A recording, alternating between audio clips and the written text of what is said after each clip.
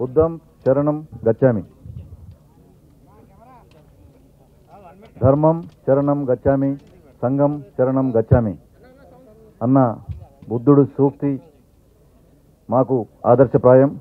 హైదరాబాద్ నగరాన్ని ఎల్లప్పుడూ సురక్షితంగా శాంతియుతంగా ఉంచుతున్న హైదరాబాద్ నగర పోలీసులు ప్రతి సంవత్సరం మాదిరిగా సంవత్సరం అంతంలో వార్షిక నివేదిక ఒకటి మీడియా మిత్రులందరి సమక్షంలో, పాత్రికేయ మిత్రులందరి సమక్షంలో, దృశ్య శ్రవణ మాధ్యమాలందరి సమక్షంలో వార్షిక నివేదిక ప్రవేశపెట్టడం ఒక ఆనవాయితీగా వస్తుంది.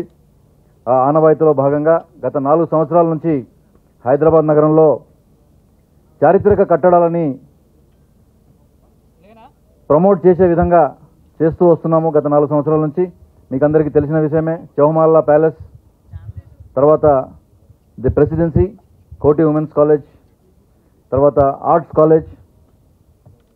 ఈరోజు ఈ సంవత్సరానికి గాను 2021 సంవత్సరానికి గాను 1989 సంవత్సరంలో ఆనాటి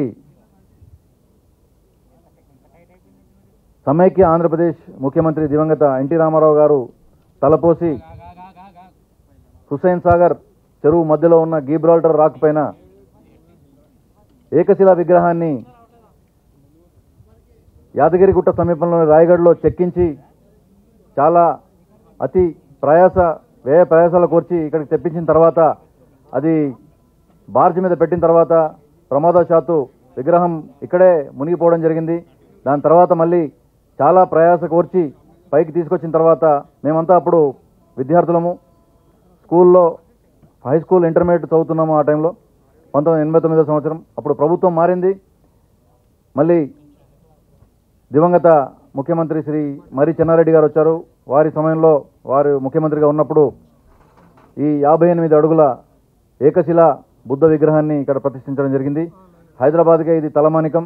ఇప్పుడు హైదరాబాద్లో మీరు గూగుల్ సెర్చ్ కానీ ఇంకేదైనా చేసినా కానీ ఒక పెద్ద ల్యాండ్ మార్క్, ఏ ఇమేజెస్ చూసుకున్నా కానీ బుద్ధుడి విగ్రహం లేని హైదరాబాద్ ఉండదు. శాంతికి ప్రతీక. హైదరాబాద్ నగర పోలీసులు, తెలంగాణ పోలీసులందరూ కూడా రాష్ట్రంలో శాంతి కోసం చేస్తున్న ప్రయత్నాలు, శాంతి వల్లనే అభివృద్ధి సాధ్యమవుతుందన్న ప్రభుత్వం యొక్క దిశానిర్దేశాన్ని అనుసరించి పోలీసులు ముందుకు పోతున్నారు. ఈరోజు ఈ సందర్భంగా ఇక్కడ వచ్చేసిన అందరికీ స్వాగతం పలుకుతూ వేదికను అలంకరించవలసిందిగా మా గౌరవ కమిషనర్, ఇప్పుడు డీజీపీ హోదా పొందిన శ్రీ అంజనీ కుమార్ గారిని వేదికపైకి రావాల్సిందిగా కోరుతున్నాను. అలాగే అదనపు కమిషనర్ క్రైమ్స్ మరియు స్పెషల్ ఇన్వెస్టిగేషన్ టీమ్స్ శ్రీమతి శిఖా గోయల్ గారిని కూడా వేదికపైకి రావాల్సిందిగా, శ్రీ విజయ్ కుమార్ గారు అదనపు సిపి ట్రాఫిక్, శ్రీ దేవేంద్ర సింగ్ చౌహాన్ అదనపు సిపి శాంతి భద్రతలు, శ్రీ విక్రమ్ సింగ్ మాన్ అదనపు సిపి హెడ్ క్వార్టర్స్ సిఎస్డబ్ల్యూ మరియు హోంగార్డ్స్, అలాగే నా సహచర డీసీపీలు, జాయింట్ సిపిలు అందరినీ కూడా వేదికపైకి రావాల్సిందిగా కోరుతున్నాను.